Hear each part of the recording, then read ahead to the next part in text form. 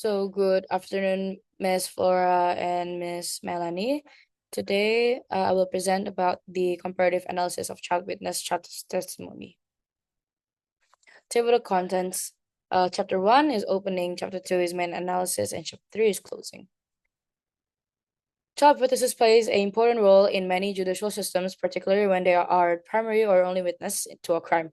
However, the treatment of the child witnesses varies greatly among nations, reflecting different approaches to balancing truthful testimonies with the protection of the child's right and the mental well-being.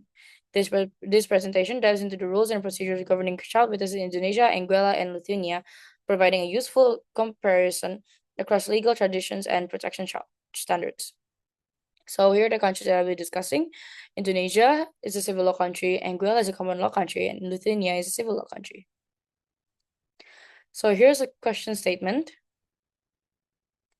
Legal framework of each country. So Indonesia is law number 23 of 2002, which was revised to law number 35 of 2014, child protection, and law number 11 of 2012, juvenile justice, and lastly, Indonesian Criminal Procedural Code. Anguilla is the Criminal Code of Anguilla and Eastern Caribbean Supreme Court rules. Lithuania is the Criminal Code, Criminal Procedural Code, and lastly, Law of Fundamentals of Protection of the Rights of a Child from 1996. Indonesia.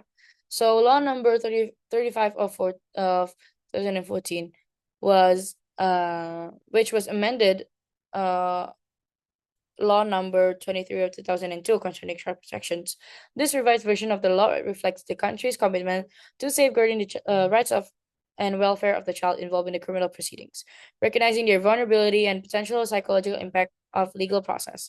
So Article 1 mentions that anak adalah seseorang yang belum berusia 18 tahun, termasuk anak yang masih dalam kandungan, dan juga in Article 54 it mentions that anak di dalam dan di lingkungan satuan pendidikan wajib mendapatkan perlindungan dari tindak kekerasan fisik, kejahatan seksual, dan kejahatan lainnya yang dilakukan oleh pendidik, tenaga kependidikan, sesama peserta didik, atau pihak lain. Juvenile Justice System Law number 11 of 2012 enacts important measures to safeguard children who come into touch with the law. One of the key goals is to apply restorative justice ideas and emphasize rehabilitation rather than punishment. Article 54 mentions that hakim memeriksa perkara anak dalam sidang yang menyatakan tertutup untuk umum kecuali pembacaan putusan. This law also authorized the diversion procedures, which allows matters involving children to be addressed outside the typical judicial process, reducing the potential stress associated with court appearances. This law acknowledged the child may have special requirements to giving testimonies and underlines the significance of conducting this process in a way that it is appropriate for their development level.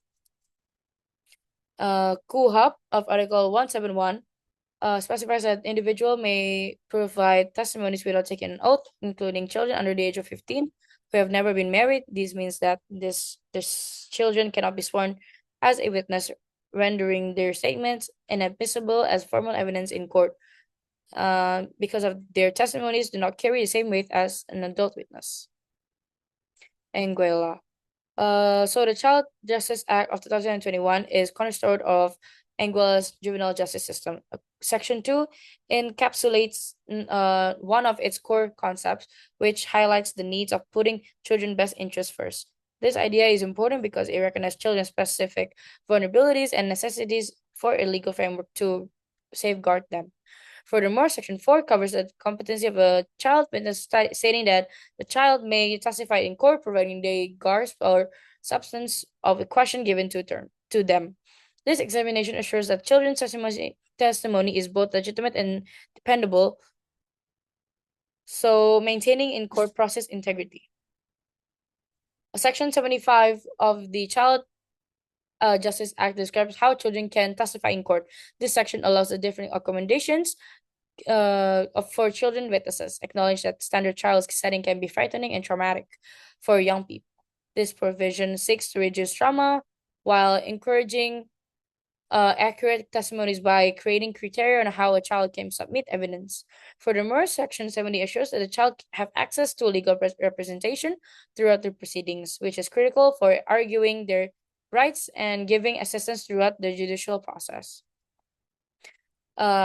Child Protection of 2018 is strengthened the protection measures available to child witnesses. Section 3 of this legislation stresses the child's best interest, requiring all decisions affecting the child to prioritize their well-being.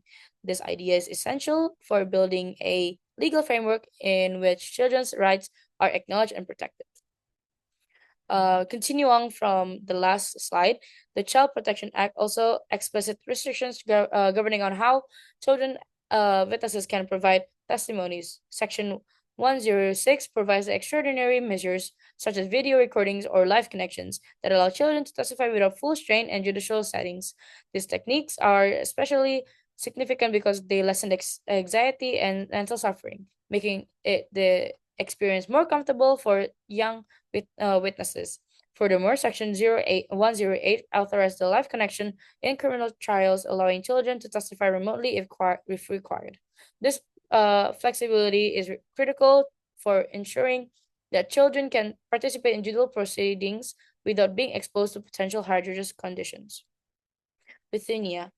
So the Criminal Code of Lithuania serves as the foundation of legal laws governing juvenile witnesses. One of the most important provisions is in Article 186, which establishes unique procedures for interviewing juvenile witnesses and victims. This article requires that children be questioned in specifically designed facilities, which provide a supportive settings and lower fear and pain. Importantly, it states that the child should not only be questioned once to avoid re-traumatization. If more question is required, it must be undertaken by the same person to ensure consistency and confidence. Furthermore, Article 186 demands that all interrogation be documented in audio and video formats. This clause not only serves to protect the integrity of testimony, but it also provides a review of proceedings to ensure that child's rights are upheld throughout the process. In situations involving serious crimes against children, the attendance of psychologists during interrogation is required to give emotional support and reduce possibility of psychological injury. Complementing of CPC is the law on fundamental protection of the rights of a child, which further enforces Lithuania's commitment to child's rights. Article 4, Paragraph 1 emphasizes that the children's legitimate interests must be a primary consideration in all proceedings affecting them. This principle ensures that children's welfare is at the forefront of legal process, promoting an environment where their voices are heard and respected. Differences between the countries. So aging of witnesses.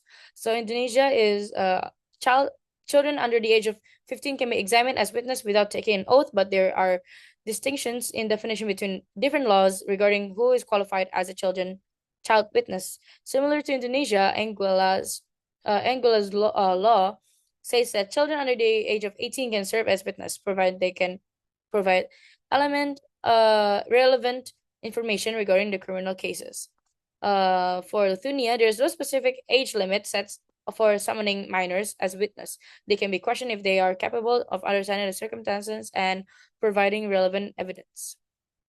In interrogation, so children must be accompanied by a legal representative of trusted person during questioning. In Anguilla is that children witnesses are entitled to special measures during interrogation to ensure their safety and comfort. While Lithuania is that children are usually interviewed only once, specifically adapted premises with audio and video recording required. So similarities between the countries during examination or closed hearings. In Indonesia, under the law of juvenile justice law, child witness examinations are conducted in closed trials and ensures privacy protections. Anguilla also emphasized closed proceedings in its regulation to safeguard child witnesses. Lithuania mandates closed hearing for child witnesses during pre-trial investigation as per the CPC. Conclusion. So to summarize everything that has been said, each jurisdiction approach reflects on its own cultural legal backgrounds, but all share commitment of safeguarding children witnesses from abuse. Indonesia's elaborate legal protection and specific process shows a focus on complete assistance, whereas Anguilla focuses on adaptive procedural safeguarding within the wider court system. Lithuania's approach is that to emphasize the specialized facilities to support system is consistent and best practice in child-centered justice.